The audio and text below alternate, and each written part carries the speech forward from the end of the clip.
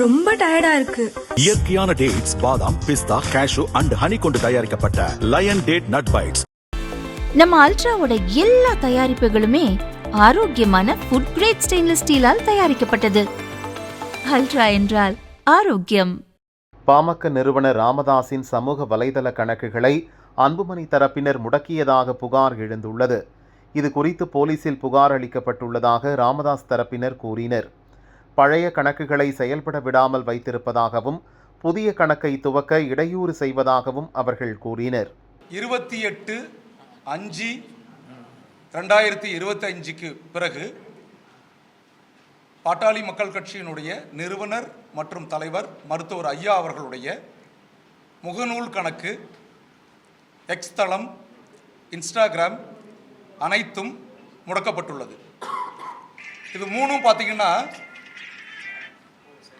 இதை பயன்படுத்தியவர்கள், ஐயாவுடைய இந்த 3 கணக்குகளையும் பயன்படுத்தியவர்கள் மருத்துவர் அன்புமணி அவர்களுடைய குழுவினர்.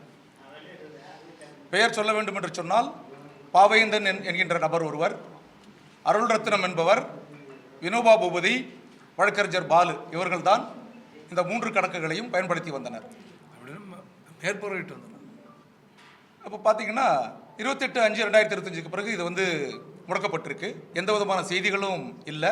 4/7/2025 இது சம்பந்தமாக deputy superintendent of police SCCICCCW Chennai 83க்கு நாங்கள் ஒரு புகார் கடிதத்தை அனுப்பியிருந்தோம். 25/7/2025 பார்த்தீங்கன்னா எங்களுக்கு அதற்குண்டான மேலும் ஆதாரங்களை தருமாறு அவர்கள் பணித்தார்கள். அந்த ஆதாரங்களையும் நாங்கள் கொடுத்திருக்கின்றோம். இதுவரையும் எந்த விதமான நடவடிக்கையும் இல்லை. சரி, அந்த கணக்குகள் முடக்கப்பட்டுள்ளது. புதிதாக கணக்குகளை மருத்துவர் ஐயா, பாட்டாளி மக்கள் கட்சியுடைய நிறுவனர் மருத்துவர் ஐயா அவர்களுடைய பரிந்துரையின் பேரில், ஆலோசனையின் பேரில் புதிதாக கணக்குகளை நாங்கள் துவக்க முயற்சிக்கும் பொழுது, ஏற்கனவே இருந்த கணக்குகளின் வழியாக, எக்ஸ் தளத்தின் கணக்குகளின் வழியாக புதிதாக துவங்கப்பட்டுள்ள கணக்குகளை முடக்குவதற்கு அவர்கள் முயற்சி செய்கிறார்கள். அதையும் தாண்டி எக்ஸ் தளத்திற்கும் ஃபேஸ்புக்குக்கும் முகநூல் கணக்குக்கும் நாங்கள் புதிதாக கணக்குகளை துவங்கி இருக்கின்றோம். ஊடகத்தின் வாயிலாக இத்தகைய ஒரு சிறுபிள்ளைத்தனமான ஒரு செயலை அவர்கள் செய்து கொண்டிருப்பது வேதனை அளிக்கிறது.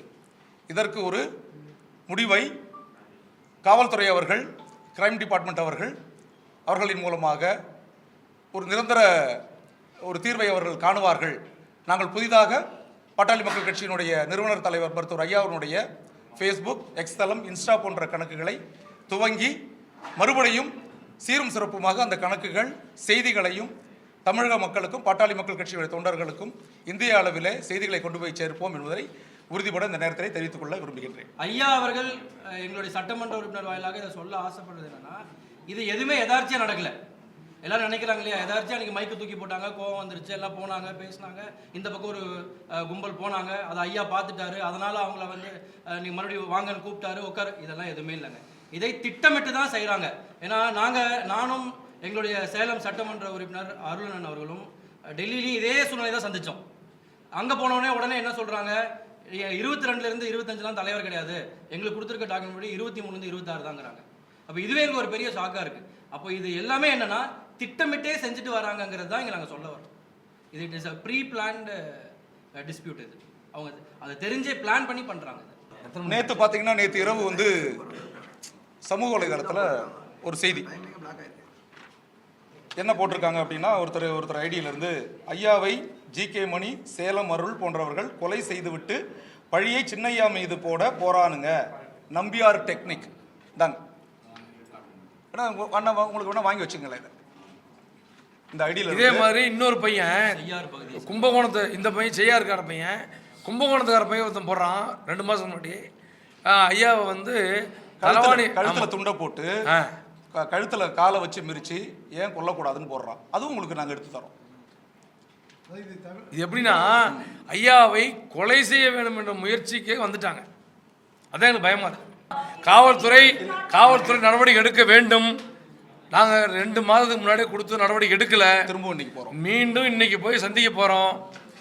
நடவடிக்கை எடுப்பாங்கன்னு நம்புகிறோம். அப்படி இல்லைன்னா மிகப்பெரிய அளவில் போராட்டம் செய்வோம். எங்க ஐயாவை பாதுகாக்க வேண்டும் என்பதற்காக போராட்டம் செய்வோம்.